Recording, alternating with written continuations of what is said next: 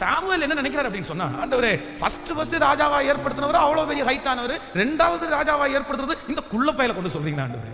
உடனே ஆண்டவர் சொல்றாரு, நீ அவனுடைய சரீர வளர்ச்சியை பார்க்கிற, மனுஷனோ முகத்தை பார்க்கிறான், கர்த்தரோ இருதயத்தை பார்க்கிறான். அவனுக்கு அடையாளம் உயரம் இல்லை, அவனுக்கு அடையாளம் ஒரு ரொம்ப பலத்த ஆள் கிடையாது. அவனுடைய அடையாளம் என்னன்னா, அவன் என் சமூகத்திலே வளர்க்கப்பட்டவன். என் முகம்தான் அவனுக்கு அடையாளம். அவனுக்கு இன்னும் ஒரு முகவரி இருக்குன்னா, அவங்க அப்பாவுடைய முகவரி அல்ல. அவன் வனாந்தரத்தில் ஆடுகளை மேய்க்கும் போது என் சமூகத்தில் என்னோட உறவாடி கொண்டிருக்கிறான். அப்பா அவனுடைய முகவரியை வச்சு பெரிய காரியத்தை செய்ய முடியல, அப்பா அவனுடைய ஆசீர்வாதத்தை வச்சு ராஜாவாக முடியல.